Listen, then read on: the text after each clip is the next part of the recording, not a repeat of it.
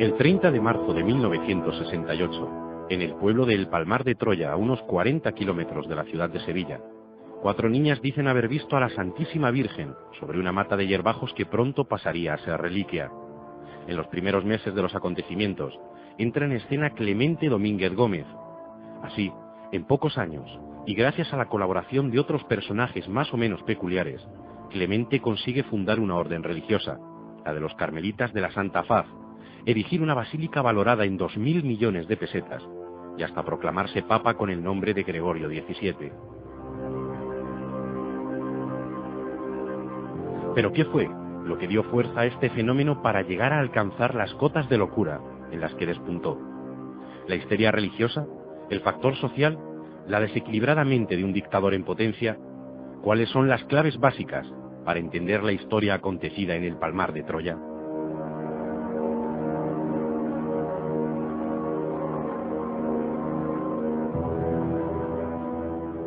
Vamos a intentar a lo largo de estos 50 minutos que tenemos por delante de entrevista analizar precisamente cuáles son esas claves y vamos a ir dándonos prisa porque yo sí que esta noche no quiero de ninguna manera dejarme cabos sueltos porque es un tema apasionante y sobre todo porque es un tema muy complejo. Así que damos la bienvenida a Moisés Garrido, que ya está ahí al otro lado del teléfono desde Huelva, ¿verdad, Moisés? Buenas noches. Hola, buenas noches, Gemma. Bienvenido, un verdadero placer tenerte aquí al otro lado. Gracias. Bueno, ya sabes que conmigo está José Luis. Buenas noches. Hola, José Luis, buenas noches. Tenía ganas de conocerte. Igualmente, aunque sea por teléfono. Aunque sea por teléfono. Vamos a ver, Moisés, hemos hecho una pequeña introducción al tema y yo decía que bueno, que no quiero perder tiempo porque es un tema muy complejo. Entonces, para ponernos en antecedentes de una manera, bueno, pues más detallada, ¿cómo podríamos decir que comienza todo este proceso que ocurrió en el Palmar de Troya? ¿Qué acontecimiento es el que lo origina?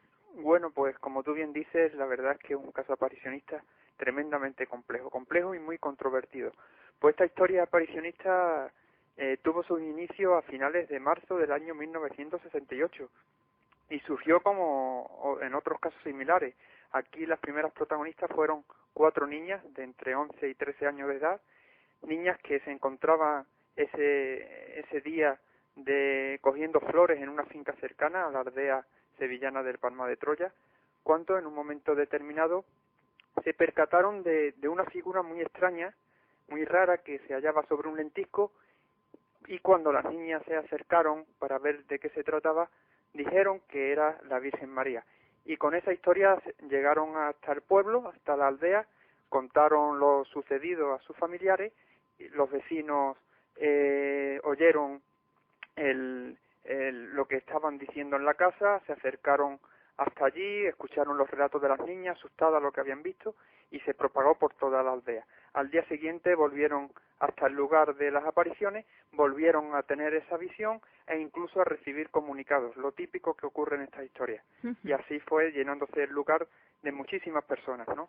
Las niñas siempre, ¿durante cuánto tiempo fueron protagonistas de estas visiones? Durante muy poco tiempo, solamente semanas, porque luego, conforme comenzó el tema a trascender a nivel público, incluso ya los periódicos locales se habían hecho eco de la noticia, surgieron videntes adultos, nuevos videntes que se fueron haciendo célebres, ya que no solo decían ver a la Virgen, como en el caso de las niñas, sino que caían en éxtasis, recibían mensajes divinos, protagonizaban incluso supuestos fenómenos sobrenaturales, como por ejemplo los estigmas de la pasión, el don de lenguas, que conocemos en la parapsicología con el nombre de xenoglosia, la comunión mística, y eso fue lo que hizo que estos nuevos videntes adultos ganaran protagonismo y las niñas fueron desapareciendo de ese ambiente, por otra parte porque sus padres desconfiaban de todo eso, de todo el revuelo que estaba tomando el tema, y prefirieron que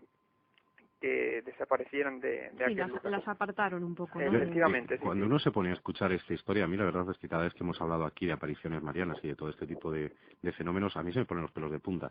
Hay una cosa que yo creo que, imagino que bastantes personas de las que nos están oyendo, ahora mismo se estarán planteando, y es la similitud que tiene este caso en concreto con otros muchos casos de apariciones místicas que hay en cuanto a aparecerse a unas personas de corta edad, de sexo femenino, además en grupo, y a partir de ahí es cuando empieza la historia. Realmente es cuando entramos en la vertiente.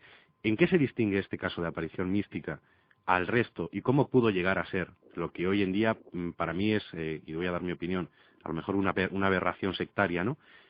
¿Qué personaje es el que aparece y cómo transcurre la historia para dar un giro tan radical que no se ha dado en otros muchos sitios? Efectivamente, se inicia como cualquier otra historia aparicionista.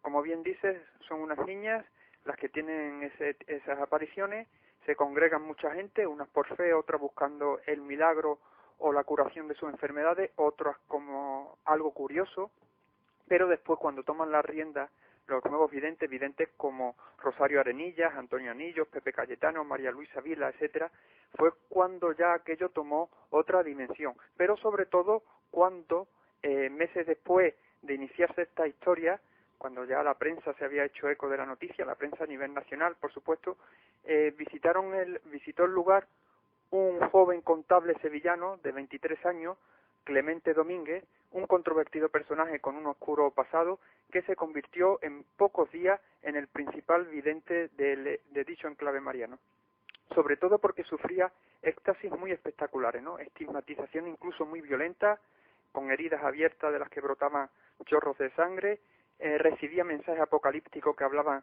del mal que domina el mundo, del inminente final de los tiempos, y eso hizo que se convirtiera muy pronto en un líder carismático, apoyado sobre todo por su gran amigo Manuel Alonso Corral, un avispado abogado que vio en todo aquello un negocio próspero. De todas maneras, Moisés, vamos a ver, ¿de cuánto tiempo estamos hablando hasta que Clemente realmente se hizo el centro de atención? Porque, por ejemplo, en el tema de los estigmas, si no tengo yo malentendido, no comenzaron a surgirle in situ hasta pasados unos años, le ocurrían en otros lugares. ¿Puede ser? Él se acercó por primera vez a la aldea del Palmar 500 días después de cuando se inició, el 30 de marzo del año 68.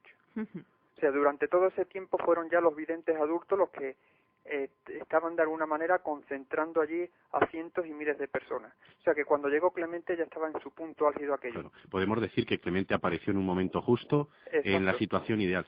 Yo sé que tú, Moisés, eres y has sido un gran estudioso de este tema, ¿no?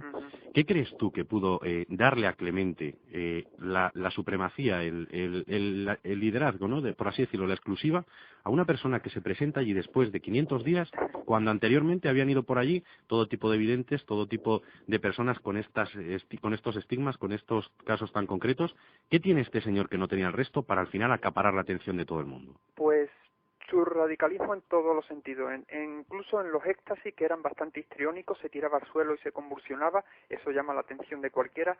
Los éxtasis de los restantes videntes eran pues más normales, la típica mirada perdida hacia el cielo con los brazos abiertos y recibiendo un mensaje de paz y amor. En cambio, los mensajes de Clemente Domínguez se caracterizaban porque eran mensajes apocalípticos, milenaristas. Eso atrajo la atención de personas pues más seguidoras fanáticamente de las apariciones de la Virgen, que hicieron que los mensajes de Clemente y las fotografías que se difundían en la prensa de Clemente, pues que este personaje se convirtiera en el líder indiscutible. De todas maneras, ahí también tuvo mucho que ver, y ya lo has mencionado tú antes, hace unos minutos, la figura de ese tal Manuel Alonso. Sí. Manuel Alonso Corral era compañero de él, ellos trabajaban en una oficina de una revista que publicaba una orden religiosa de Sevilla, la obra de San Juan de Dios. Ambos fueron expulsados cuando este tema tomó ya unos derroteros tremendistas y pues ambos se convirtieron en los líderes. Por un lado, digamos que el líder carismático era el vidente Clemente Domínguez, y luego Manuel Alonso Corral se convirtió en el cerebro financiero de todo lo que luego surgió y que hablaremos a lo largo del programa.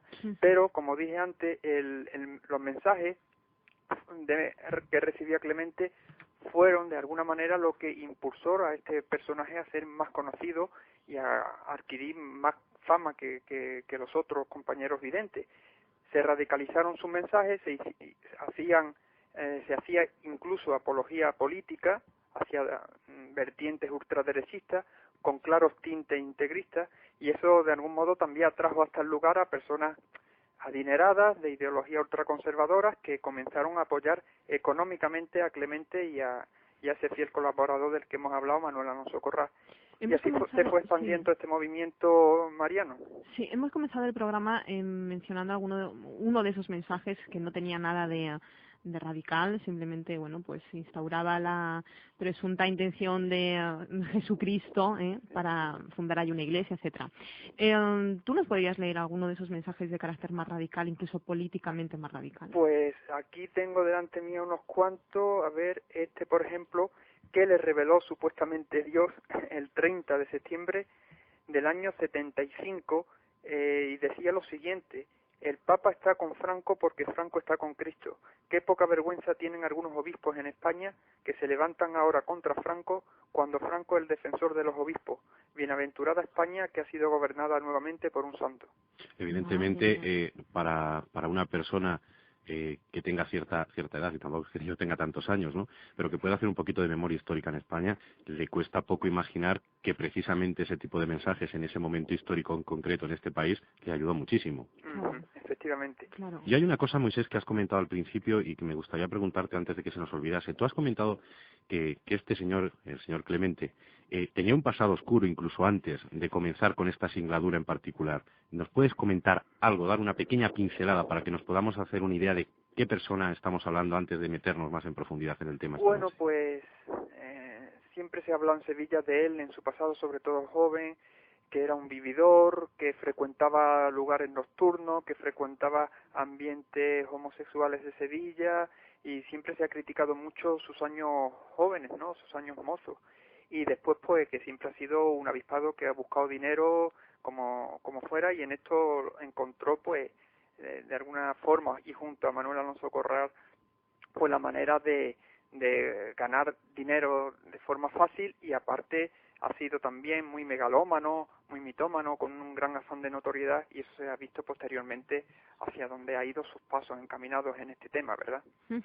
Y después decía Gemma algo interesante, ¿no?, que era que hay mensajes en los que él hablaba de que surgiría allí una nueva iglesia, y efectivamente en los mensajes que recibía Clemente en los años 73, 74 y 75 se hablaba de que desde el Palmar de Troya surgiría una iglesia paralela a la de Roma, ¿no? Hablaban esos mensajes que allí en el Palmar de Troya están los verdaderos apóstoles de Cristo y que el Vaticano estaba corrompido, y en esos mensajes podemos ver cómo Clemente va preparando su liderazgo, marcado siempre, como hemos dicho, por la megalomanía y el mesianismo. Y hay otro mensaje crucial, supuestamente transmitido por Jesucristo, de fecha 22 de diciembre del 75, y en pleno éxtasis, rodeado de un montón de seguidores y ya gente que lo adoraban como si fuera un auténtico Mesías, pues Clemente recibió el siguiente mensaje: mis queridos hijos, en estos momentos se funda la Orden de los Carmelitas de la Santa Faz. Desde hoy comienza para vosotros esta orden, que se prepara para la segunda venida de este que os habla, Cristo Jesús.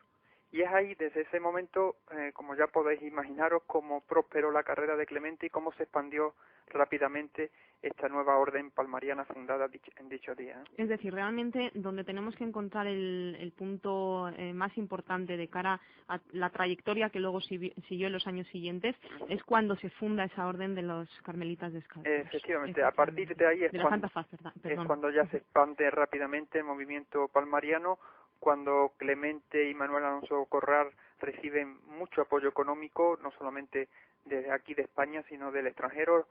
Comienzan a realizar viajes proselitistas por toda Europa, por Sudamérica, incluso por Estados Unidos, y así es como comienza a expandirse esta orden pseudo-religiosa. A mí me cuesta bastante imaginar, y reconozco que soy desconocedor de este tema, en la medida de que yo creo que nunca se ha tratado, salvo en contadas y muy especializadas publicaciones que ha habido, no se ha conocido la historia hasta realmente haber pasado bastante tiempo. Me cuesta bastante imaginar cómo allí en Sevilla, en esos años, ¿no?, en los cuales nuestra propia sociedad estaba pasando por un cambio bastante brusco, cómo prácticamente de la nada una persona que está trabajando como contable con 23 años, además una persona bastante joven, cómo puede llegar realmente a convencer no solamente a una parte de España o a un país, sino incluso para llegar a recopilar aportaciones económicas bastante cuantiosas de parte del mundo. O sea, realmente el mecanismo por el que se pasó fue simplemente el fanatismo a través de estos mensajes religiosos apocalípticos. Pero era más bien por las connotaciones políticas ultraderechistas. Es que daros cuenta que Clemente y Manuel se marcaron, digamos, nuevos objetivos a raíz de fundar la Orden Palmariana. Inician, como he dicho, esos viajes proselitistas por toda Europa y buena parte de América, y lo que hacen es contactar con importantes organizaciones integristas como por ejemplo la de Monseñor Lefebvre en Francia, y así es como consiguieron bastante apoyo económico para expandir los mensajes palmarianos y abrir incluso delegaciones en otras capitales españolas, y cada vez iban teniendo más seguidores que compartían sus mismos ideales anticomunistas y ultraconservadores. Eso fue lo que hizo que recibieran tanto apoyo económico. Después hubo también mucha difusión por parte de la prensa.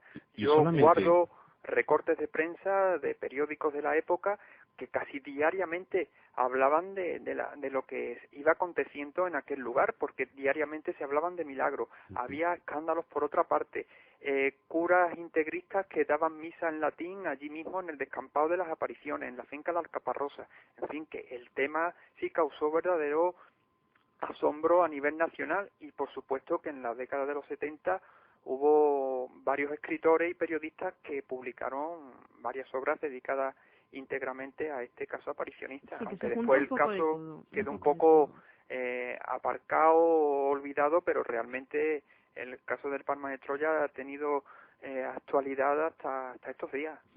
Realmente estamos hablando de esa década de los 70, ¿no?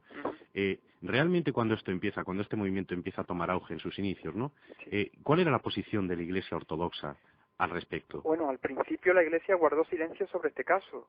Eso se suele hacerlo también en muchísimos otros casos aparicionistas, ¿no? Pero aquí, cuando los acontecimientos ya alcanzaron, no sé, ciertos niveles, diríamos, de popularidad y se rodearon de cierta polémica, ya el arzobispo de Sevilla, don José María Bueno Monreal, no tuvo más remedio que difundir una serie de comunicados en la prensa advirtiendo a los feligreses que se abstuvieran de asistir al enclave aparicionista.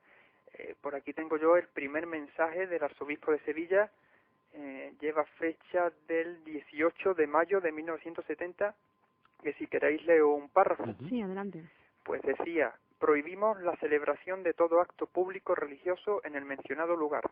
Pedimos a los sacerdotes, religiosos y religiosas, tanto de la diócesis como de fuera de la misma, que no hagan acto de presencia en ninguna de aquellas manifestaciones, mientras no fueren expresamente autorizados, y exhortamos asimismo a los fieles a que se afirmen en la fe y en la palabra de Dios según el magisterio auténtico de la Iglesia.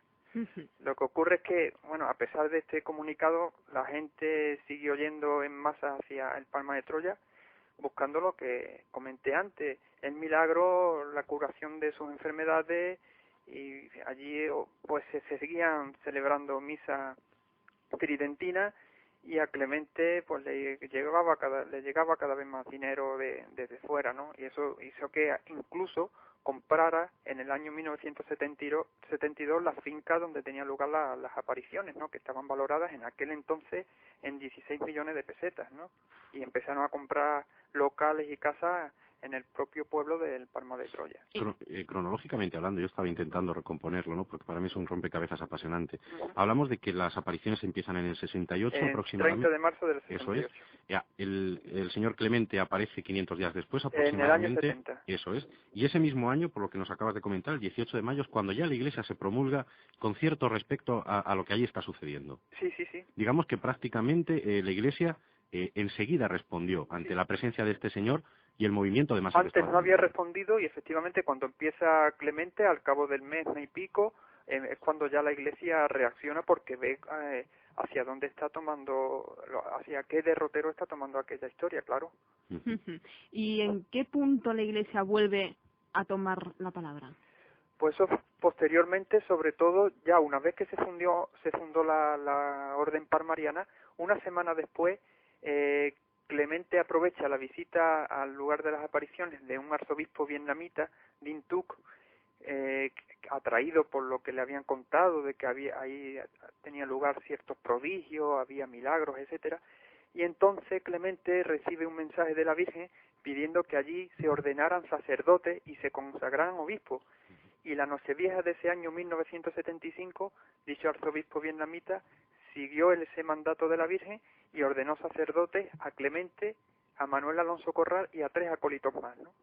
Y eso fue lo que hizo que la iglesia reaccionara, y sobre todo pocos días después, cuando fueron ya consagrados obispos, ¿no? Tanto Manuel Alonso Corral como Clemente Domínguez. Y ahí la Iglesia ya, pues, actuó con severidad, y el Vaticano, tras ser informado de estos hechos, pues, procedió a la excomunión del arzobispo de Intún y de esos sacerdotes y obispos palmarianos. Pero ellos le dieron lo mismo, siguieron con su objetivo y para nada le importaron lo que decía el arzobispado de Sevilla o el mismísimo Vaticano. O sea que a partir de ese momento ellos ya empezaron a sentirse, por lo menos por ese cargo que habían recibido, empezaron a sentirse iglesia como tal. Sí, sí. Y empezaron a ser realmente un peligro, por llamarlo de alguna forma, para la iglesia ortodoxa. Claro, efectivamente, ahí se creó una especie de cisma, porque esas ordenaciones eran legales, aunque ilícitas. Estaba hecha por un arzobispo católico. Claro. Pero la cosa no se queda ahí, la cosa continúa para adelante, se llega a construir una basílica, si no estoy equivocada, sí, y Clemente llega a proclamarse a sí mismo por mediación de Dios, supuestamente, Papa, ¿no es así? Sí, ese era el objetivo más claro que tenía Clemente y que perseguía desde un principio, y eso se veía ya en mensajes de los años 72, 73, ¿no?, por ejemplo. Y decide, como bien dices, construir una enorme basílica en el lugar de las apariciones, porque lo que quería crear era un nuevo Vaticano. Y hay un mensaje de Jesús, que tengo también aquí, del 4 de agosto del año 1976, en el que anuncia a Clemente que sería el futuro Pedro. Le dijo que se convertiría en papa con el nombre de Gregorio. Y eso fue lo que ocurrió cuando falleció Pablo VI, ¿no? A Clemente, según él cuenta en su biografía, se le aparece Jesús junto a San Pedro y San Pablo y le nombra papa. El propio Clemente después se autonombra Gregorio XVII, ¿no? Y ahí se inicia ya uno de los mayores cismas, al menos el más controvertido, a los que se ha enfrentado la Iglesia Católica, por lo menos en el siglo XX. Realmente a mí me cuesta bastante. A mí me cuesta muchísimo. No, me cuesta creerlo, porque vamos, yo puedo entender que una persona busque el propio ánimo de lucro, ¿no? Que pueda verse capaz, pues, de conseguir esas dotaciones impresionantes de dinero que, como comentamos en nuestra reseña histórica a nivel de documentación, para construir una basílica que vale 2.000 millones de pesetas, ¿no? Eso, bueno, hasta cierto punto dentro de la naturaleza humana puede llegar a ser comprensible. Pero ¿cómo se puede superar ese grado, y lo pongo entre comillas subrayado y en negrita, de cinismo, como para no solamente contestarse con ese dinero, sino con el poder y autoproclamarse papa? No, pero a mí lo que me da ya más que ahí miedo... entraríamos en terrenos de la psicología humana. Claro, pero los es que delirios pseudo-mesiánicos, era un hombre con claro, un afán de mitomanía tremendo, y se rodeó de muchas personas con ideales como los que él tenía. Es que eso es lo que a mí realmente me da miedo. Moisés decía, o sea, no el hecho de que haya una persona que pueda tener esos aires de grandeza y esos deseos de acaparar la atención como sea a todos los niveles, sino que realmente pueda llegar a arrastrar masas, ¿no? Lo hemos visto a lo largo de la historia en muchísimas ocasiones, muchas de ellas tristes, la mayoría. Los líderes sectarios son así, vamos. De todas formas, yo intuyo algo, y posiblemente esté equivocado. Cuando comentábamos al principio esta historia, vimos que había dos personas, ¿no? ¿Realmente no podría ser que el señor Clemente fuese esa persona megalómana, con necesidad de poder y de creerse el mismísimo Papa, y a su lado tuviese una persona muy manipuladora, completamente carente de escrúpulos, muy fría y muy calculadora, que fuese la que manejase la otra parte, la parte económica? Así es. Manuel Alonso Corral era, como dije antes, el cerebro financiero, y era el que movía los hilos económicos de la historia del Palmar, y era el que tenía muchísimos contactos. Era un abogado, pues, muy conocido en Sevilla, y que conocía bastantes personas, sí, sobre todo personas de la alta sociedad. Pero ¿tú crees, Moisés, que Alonso pudo llegar a manipular también a Clemente? Yo es que creo que era un tándem que no se podía dividir uno del otro, y que no es que manipulara uno al otro, es que yo creo que eran un complemento ambos. Uno ejercía el liderazgo mesiánico, carismático, y el otro, pues, digamos, el aspecto material, económico, financiero de todo ese movimiento. Y ambos, pues, unidos, pues, consiguieron todo lo que consiguieron, claro. A mí dentro de esta historia, cuando tuve conocimiento de ella por primera vez hace ya algún tiempo, hubo un detalle que me llamó muchísimo, muchísimo la atención. De hecho, fue quizá lo que más atención me llamó y fíjate que es una historia de la que se pueden extraer muchísimas conclusiones y que todo de ella llama la atención, ¿no? Y fue el tema del accidente. Sí. ¿Qué hay detrás de ese detalle? Pues, hombre, es que fue una casualidad, una macabra casualidad, ¿no? Pocos meses después de haber sido consagrado como obispo en uno de esos viajes proselitistas que hacía por Europa, regresando de Francia, en mayo del 76, si no recuerdo mal, por la carretera Bilbao-Beovia, tuvo un accidente automovilístico. Él viajaba junto con 4 obispos, entre comillas, ¿no?, más de la orden, y el que peor resultó fue Clemente, que perdió la vista en ese accidente. Se le clavaron cristales de la luna parabrisas del vehículo en los ojos y perdió los globos oculares completamente. Y eso, para los enemigos de Clemente, pues fue, digamos, un castigo divino. Y en cambio él creía que era una prueba que le estaba poniendo el cielo, y en fin, que hubo bastante polémica y también fue una... Y esa frase que él decía, no, la debes tener tú por ahí apuntada, algo así como, mejor entrar Más vale entrar en el cielo sin ojos que en el infierno con ellos, creo que, Claro. que era la frase. Ahí la iglesia puede decir, si tus ojos te traicionan, arráncatelos también, ¿no? Claro. Yo creo. Pero qué casualidad que de 5 que iban en el vehículo, solo Clemente él. Domínguez sufriera esas graves heridas. Y Pues los otros salieran completamente ilesos. Estamos hablando de una etapa de la vida de esta persona en la cual ya había sido excomulgada previamente por la propia Iglesia Católica. Clemente, en el momento en que es consagrado obispo por el arzobispo vietnamita, es cuando es excomulgado por el Vaticano a través del nuncio apostólico aquí en España. Junto al resto de los otros obispos, entre comillas, sí. consagrados. No, la verdad es que... Después hubo también mucho revuelo porque cada 2 por 3 tenían que ir a declarar o le presentaban denuncia en el juzgado de Sevilla por vestir la ropa del sacerdocio y de realizar misas, pero ellos pagaban y la fianza que le imponían y ya está. Claro, es que eso también es importante porque en el momento en que una persona está excomulgada, ya quien tiene poder sobre ellos es la autoridad civil, ya no la religiosa. Además, yo creo que vamos a centrarnos de algo que a lo mejor hasta ahora no hemos tocado y que a mí me come mucho el gusanillo conocer, ¿no? Sí. Estamos hablando de todas aquellas cosas que ofenden a la Iglesia se promulga dentro de la autoridad que le confiere su propio estamento social y ya está. Pero aparte de esas quejas, de esas denuncias por parte de la Iglesia, ¿se le puede achacar desde lo civil, desde lo legal, algún otro tipo de acto que vaya en contra de la sociedad?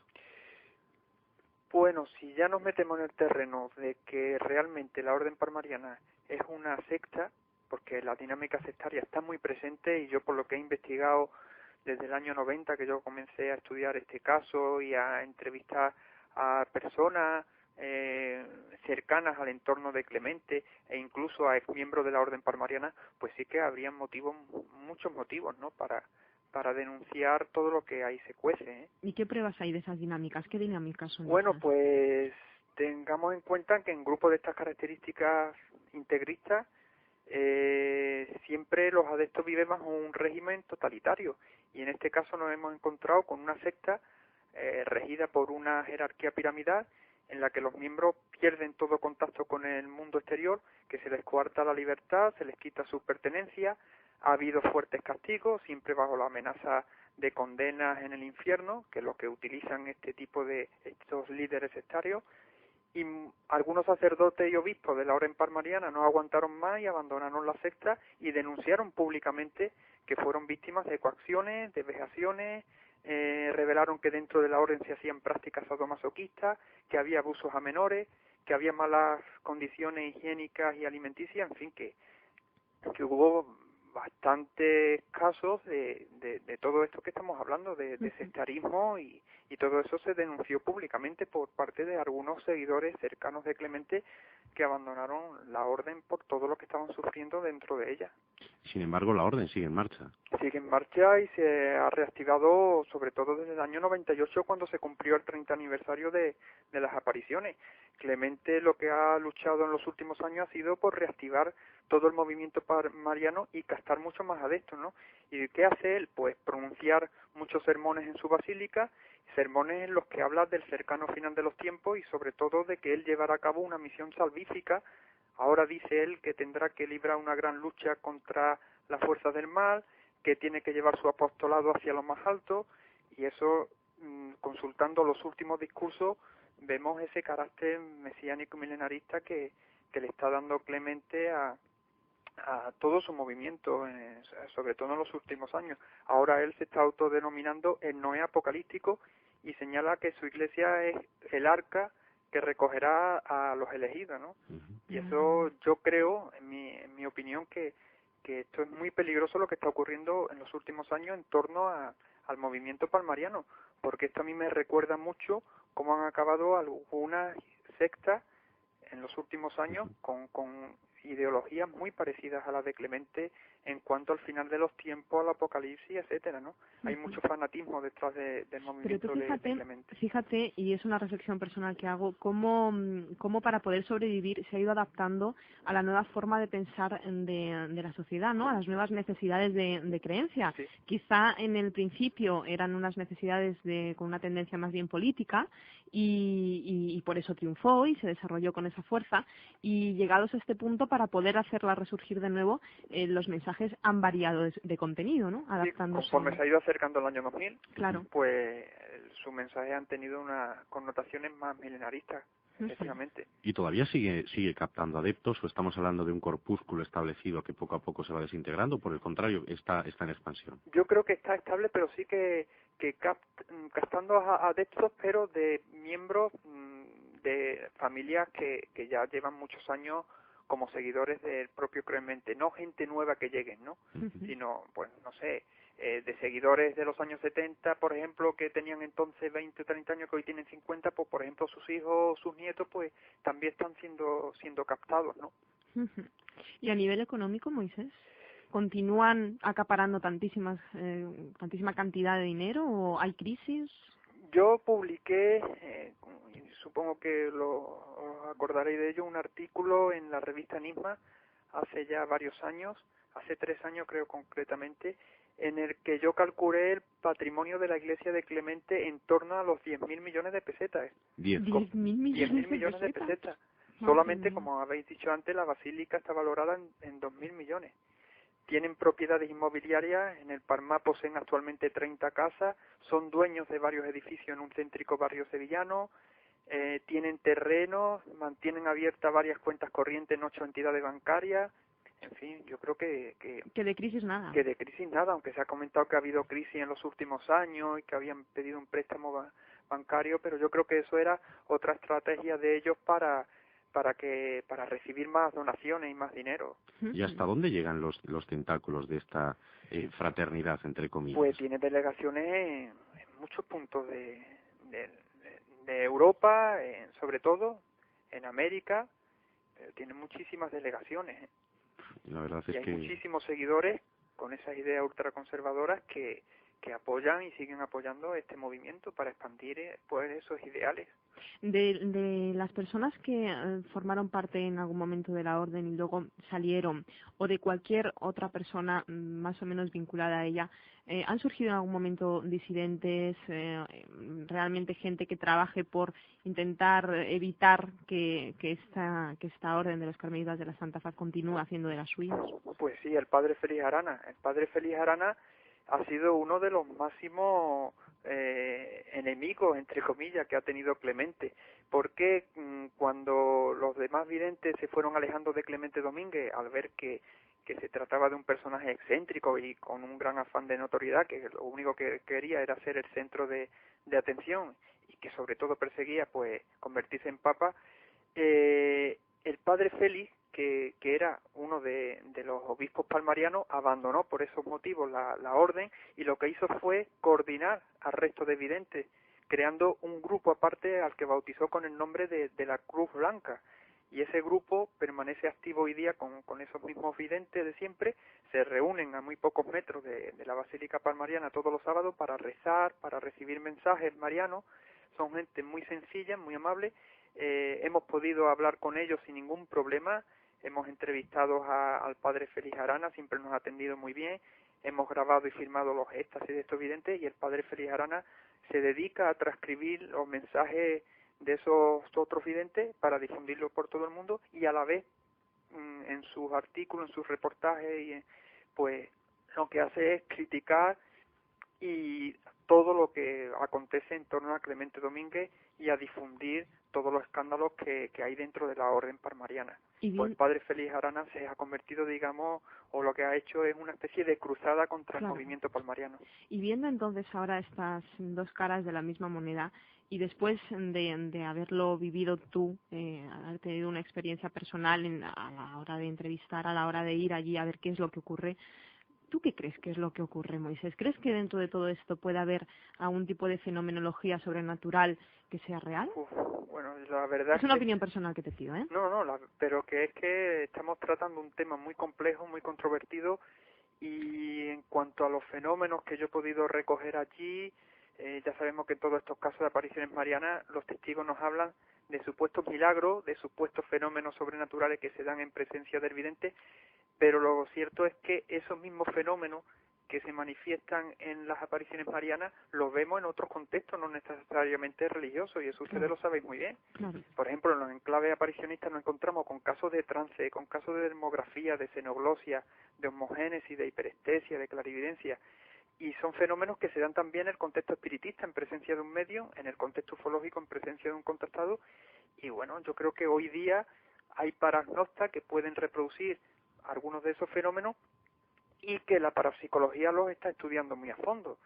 Eso no significa, por tanto, de que esos fenómenos tengan un origen sobrenatural. La mente, el psiquismo humano juega un papel fundamental en estos casos de apariciones marianas, ¿no? Sí. También hay que tener en cuenta que en muchos casos nos encontramos con fraude, sobre todo en el caso del Palma de Troya hay fraude descarado, hay mucho fanatismo, hay mucha sugestión.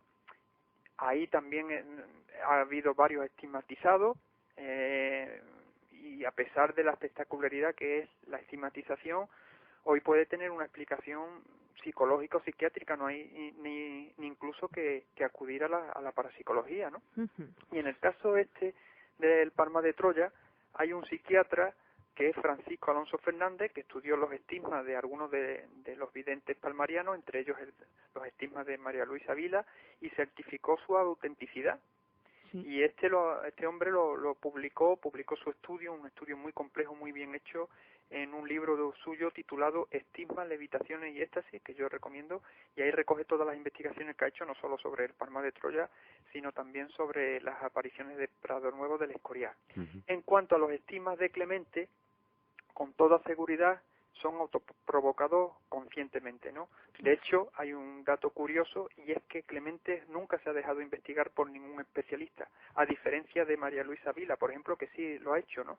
Y eso yo creo que es muy importante. Señal inequívoca de que oculta, ¿no? Efectivamente, sí. Realmente, cuando uno se pone a ver la historia de lo que estamos hablando esta noche y lo analiza desde el prisma de lo que es la pura secta, ¿no? Y lo ubica en una época determinada dentro de esta sociedad en la cual vivimos, a mí hay una pregunta que me salta a la cabeza, ¿no? Hemos oído hablar de sectas como en su día pudo ser la secta Moon, ¿no? Detrás de las cuales ha habido personas, ha habido investigadores que han querido ver la mano siniestra de alguna gran potencia que lo que está intentando es experimentar hasta qué punto puede llegar a manipularse la mente humana para conseguir realmente un objetivo, como en este caso pueda ser ya no solamente el poder acaparar bienes económicos, sino la manipulación de las masas. Yo sé que la pregunta que estoy haciendo a lo mejor es muy arriesgada. ¿Hay algún indicio que nos pueda apuntar a que esto puede ir por ahí? Porque, como comentábamos al principio, sí realmente existe una serie de relaciones, no solamente con Europa, sino también con Norteamérica, Sudamérica. ¿Esto en algún momento alguien se ha planteado y ha investigado si ha podido ser un experimento? Yo creo que determinados movimientos integristas, como el movimiento de Monseñor Lefebvre y otros, sí ha utilizado no solamente las apariciones del Palma de Troya, sino muchas otras, para difundir determinados mensajes, y que los mensajes que supuestamente da la Virgen sean mensajes manipulados. Por lo tanto, se está manipulando el entorno de las personas que acuden a esos lugares, ¿no? Sí que no hay indicios, por lo menos yo no he encontrado indicios, no sé, de manipulación a un nivel ya de control mental, como ocurrió en su día con la secta de Jim Jones y cosas así, ¿no? Pero sí que he visto que que ha habido un trasfondo político detrás con claras implicaciones integristas, ultraderechistas, etcétera, y que se ha utilizado el caso del Palma de Troya para difundir ese tipo de ideologías políticas. Hasta ahí sí hemos podido averiguar. Hasta ese punto, sí, por lo menos, ¿no? 12 menos cuarto de la noche, es hora, Moisés, si te parece, de que conectemos con Paco Alonso, que es el coordinador del canal Al Otro Lado, dentro del IRC Hispano. Vamos a ver qué se están preguntando los internautas, ¿te parece? Muy bien. Venga, Paco, buenas noches. Hola, buenas noches a todo el mundo desde el chat. Bienvenido al Otro Lado, como siempre. ¿Qué tal va esta noche el asunto? Pues está bastante animado. Lo que ocurre es que la gente se sorprende de pensar que aquí en España y en concreto en Sevilla tenemos un Vaticano. Sí, es que Al Otro Lado es un programa sobre otras realidades. Yo siempre lo digo. Para que veamos. Bueno, cuéntame. Primera pregunta. Sí, deciros que muchas de las preguntas que teníamos ya las habéis contestado, pero hay algunas aún. Vamos a ver. Mira, pues por ejemplo, Pachi desde Bilbao nos pregunta, ¿y si la Iglesia de Clemente se puede considerar una secta peligrosa? Sí, por supuesto, destructiva. Personas que han pertenecido a ella, la verdad que han salido luego con problemas psicológicos y emocionales bastante fuertes. Y es peligrosa sobre todo a partir de estos últimos años que se ha radicalizado mucho más los mensajes, como hemos dicho, que se han vuelto más milenaristas, más mesiánicos, y eso arrastra hacia un fanatismo del que ya tenemos claros ejemplos, sobre todo a finales del siglo pasado, me refiero al siglo XX, con determinadas sectas, ¿no?, que difundían mensajes apocalípticos y demás, ¿no? Ahí tenemos suicidios y asesinatos en diversos puntos del planeta sobre sectas. Lo curioso, ahora que se habla de sectas, es que, y eso demuestra la falta de información que tiene la administración española sobre estos grupos, que la Orden consigue en el año 1988 inscribirse en el registro de asociaciones religiosas del Ministerio del Interior con el nombre de Iglesia Cristiana Palmariana. No ha habido una investigación oficial ni nada, y ahí está inscrita como una entidad religiosa más. Eso sí que es peligroso entonces. Ahí es donde está el peligro entonces, veo yo. Claro. Madre mía. Paco, otra pregunta. Mira, esta nos la hacen desde Dos Hermanas, en Sevilla, nos la hace concretamente Jesús. Pregunta, ¿qué relación tenía Carmen Polo, esposa del general Franco, con Clemente Domínguez? Pues no lo sé. Vaya. Sinceramente no tengo ni idea. Según lo ha comentado, dice que tiene oído que Carmen Polo dio dinero para la construcción de la basílica. No me extraña porque también se ha rumoreado que también Blas Piñar y determinados grupos de afines a él, pues también ha apoyado económicamente la Iglesia Palmariana. La Iglesia Palmariana surgió en un momento en que se veía que ya Franco iba a desaparecer. Claro. Y se temía que empezara, digamos, una democracia y demás, y entonces lo que se pretendía a través de gente como Clemente era difundir a los cuatro vientos mensajes de estas características. O sea, que no sería extraño que alguna vinculación, por lo menos económica, hubiesen tenido. Es posible. Claro que sí. Paco, ¿otra pregunta? Mira, Luisa desde Salamanca dice, ¿es cierto que el padre Pío de Pietrelcina intercedió por Clemente? Bueno, al padre Pío de Pietrelcina lo convirtieron rápidamente en el padre espiritual del Palma de Troya. Una de las primeras visiones que tuvo Clemente fue precisamente la de este estigmatizado italiano, y una de sus primeras estigmatizaciones de Clemente fue, según él, que se la realizó el propio padre Pío. O sea, que lo tenían presente. Sí, muy muy presente. En el Palma de Troya lo convirtieron rápidamente en el guía espiritual. Madre mía, si lo viese el pobre. ¿Más preguntas, Paco? Murió precisamente en el año en que surgió lo del Palma de Troya. Murió en el año 68 el padre Pío. Paco, ¿más preguntas? Desde Badajoz nos escribe Verónica y nos pregunta ¿qué diferencias existen entre la Iglesia de Juan Pablo II y la del Papa Gregorio? Hombre, podemos discutir mucho las cosas que ha hecho la Iglesia del Vaticano, pero por supuesto los mensajes de Clemente son mucho más radicales, mucho más ultraconservadores, y de hecho el Vaticano excomulgó a Clemente por todo ese motivo, por tanto por atreverse a autoerigirse papa, como por esos mensajes integristas que condenaba el Concilio Vaticano II, que condenaba a la Iglesia Católica, y que lo que pretendía era seguir realizando misas al rito tridentino, ¿no? En latín. Pío V, efectivamente. Pero Clemente, cuando se hizo papa, una de las cosas que hizo fue, cuando ya fue elegido Juan Pablo II como papa, excomulgarlo, o sea que Clemente también se creyó con el derecho de excomulgar al papa Juan Pablo II y así hizo. Madre mía, si es que es una historia que no sé, yo no voy a decir nada de momento. Paco, una última pregunta. Mira, esta nos llega desde Madrid, nos la hace Jorge, y dice, ¿dónde tiene más fuerza la iglesia de Clemente, en España o fuera de ella? Pues tanto en España como fuera, yo creo que en sitios como Irlanda, como Alemania, como Francia, han tenido bastante auge las ideas de Clemente Domínguez, se ha difundido muy bien. Estaría un poquito equiparado entonces, ¿no? Sí, sí, sí. Paco. Bueno, aquí estoy. Ahí estás, hijo. Creí que habíamos perdido la comunicación. No, nos oímos el próximo jueves. Estarás ahí, ¿no? Que sea fiesta. Aquí estaré. Fenomenal. Espero que se me quite el catarro porque me parece que tengo una un poco tomada. Te lo hemos pegado nosotros entonces. Estuvimos nosotros la semana pasada y ahora te ha tocado a ti. Da muchos... contagia los virus. Sí, ¿no? Da muchos recuerdos, muchos besos, muchos abrazos y saludos a los internautas de nuestra parte, ¿vale? Venga, gracias. Hasta luego. Moisés, se nos ha ido el tiempo. De todas maneras, yo hoy estoy contenta porque sí creo que hemos tocado casi todos los puntos básicos de este tema, por lo menos para hacer una aproximación al asunto y que la gente más o menos tenga claro de que esto existe, está ahí. Fíjate, ha habido oyentes de Internet que ni siquiera sabía que existía, ¿no? Yo no sé, José Luis, si tienes alguna última pregunta para Moisés o... Hombre, yo pregunta, ¿no? A lo mejor a título personal decir que realmente el tema que estamos tratando esta noche no es un tema fácil y además es un tema que yo considero bastante peligroso.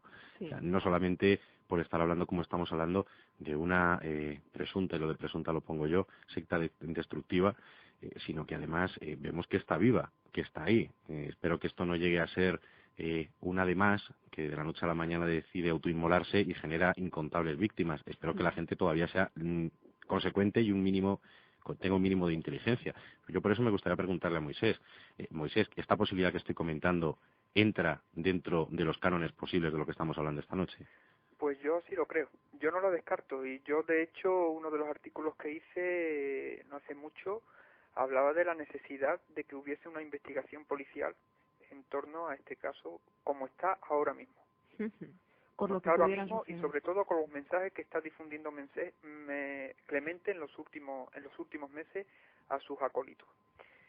Pues y la verdad es sobre todo por los últimos escándalos que ha habido.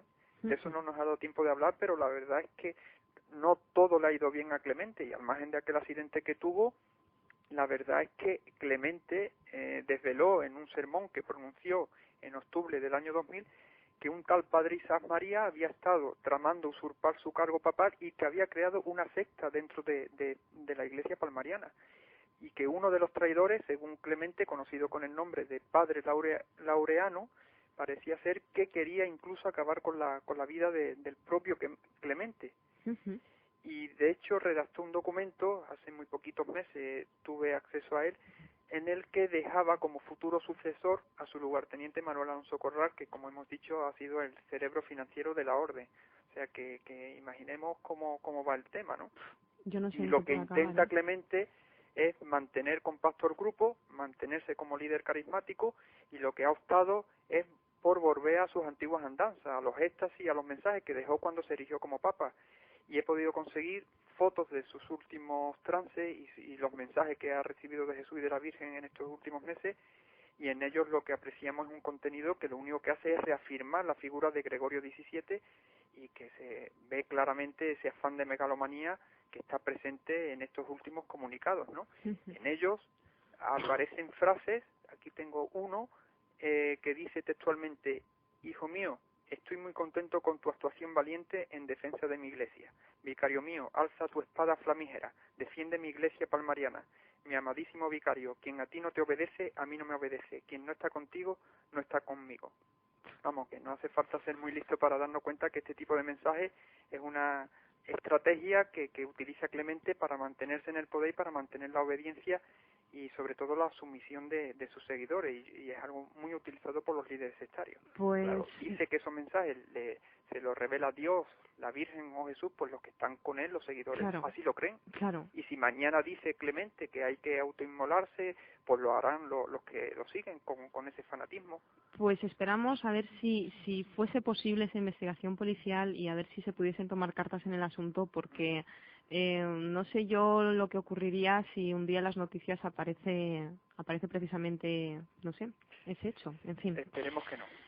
Moisés, se nos ha ido el tiempo. Yo quería que hubiésemos hablado un poquito del programa de radio que tú haces junto a Alejandro Rubio ahí en Cope Huelva, de La Frontera de lo Desconocido, más que nada porque también se puede escuchar dentro de esa fonoteca de programas en Al Otro Lado Radio Internet.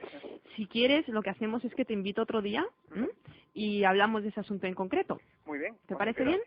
De todas maneras, lo que sí te voy a pedir para todos nuestros oyentes es que des la dirección de Internet donde pueden encontrar esa revista electrónica que lleva el nombre de Frontera Desconocida, porque allí quizás se encuentren, además de otros muchísimos temas interesantes, más datos sobre este de Palmar de Troya, ¿puede ser? Sí, hay muchos artículos nuestros ahí, y mis artículos sobre el Palmar de Troya están ahí, en www.frontera-desconocida.nodos.com, ahí es donde pueden encontrar muchísimos artículos, no solo de apariciones marianas, sino de ovni, de parapsicología, de ciencia, de astronomía, etcétera. www.frontera-desconocida.nodos.com. Moisés Garrido, muchísimas gracias por habernos acompañado. Ha sido un placer. Y de verdad que cuando tú quieras, pues tienes las puertas abiertas de al otro lado. Muchas gracias. Muchas gracias. Un abrazo. Un abrazo. Moisés.